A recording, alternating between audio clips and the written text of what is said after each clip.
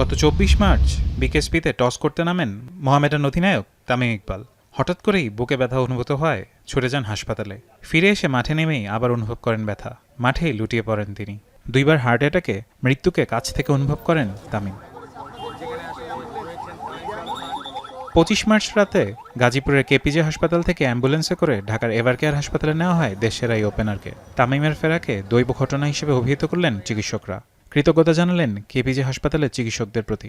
আমাদের হাসপাতালের পক্ষ থেকে এবং তামিমের পক্ষ থেকেও আমরা তাদেরকে কৃতজ্ঞতা প্রকাশ করি, কারণ ওই সময় যদি ওই ম্যানেজমেন্টটা না হতো তাহলে তামিম আজকে যে অবস্থায় আছে সেটা হয়তো নাও হতে পারতো। সুতরাং তাদের ক্রেডিটটা দিতেই হবে, সাথে তার ফিজিও ট্রেনিং এবং তার পরিবারকে আমি ধন্যবাদ জানাই, বিকজ তারা ওই মুহূর্তে কনসেন্ট সিদ্ধান্ত দেওয়া একটা সাইন করতে হয় যে কোনো একটা প্রসিডিউর করার আগে।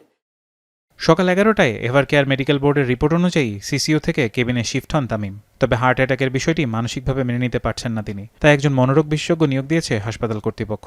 পরিস্থিতি স্থিতিশীল থাকলে এবং চিকিৎসকদের পরামর্শ মেনে চললে আবারও মাঠে দেখা যাবে তামিমকে। বোর্ড মিটিংয়ের রিপোর্ট অনুযায়ী তামিম আলহামদুলিল্লাহ খুবই ভালো আছেন। উনি খাওয়া দাওয়া করছেন, সবার সাথে কথা বলতেছেন। ১ দিন বা ২ দিন অবজারভেশন রাখা হবে, তারপর উনি বাসায় যেতে পারবেন। তামিমের যেটা হলো, ও এটাকে নিতে পারছে না, সাইকোলজিক্যালি অ্যাকসেপ্ট করতে পারতেছে না যে এইটা হবে, ওইটা সে কল্পনা করেনি। বাট এটা কিন্তু অনেক ইতিহাস আছে, অনেক খেলোয়াড় মাঠে খেলার সময় মারা গেছে।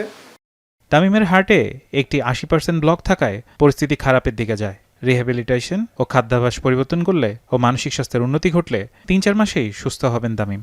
প্রথমে হার্ট অ্যাটাকের পরে যে ইরেগুলার হার্ট রেট হয়েছে, হার্ট বন্ধ হয়ে গেছে, এদেরকে ভেরি কেয়ারফুলি অ্যাসেস করতে হবে ইন ফিউচার। তাদের এটা হওয়ার প্রবণতা আবার থাকতে পারে, ব্লক না হলে হতে পারে।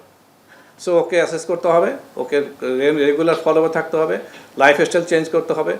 দেশেই সর্বাধুনিক চিকিৎসা সেবা পেয়েছেন তামিম ইকবাল, তাই বিদেশ যাওয়ার বাধ্যবাধকতা নেই তার। চিকিৎসক দল ও দেশবাসীর দোয়ায় তামিম সুস্থ হয়ে আবারও মাঠে ফিরবেন, মাতাবেন গ্যালারি, এমনটাই প্রত্যাশা ক্রীড়াপ্রেমীদের। ফারহান ইহসান, এখন, ঢাকা।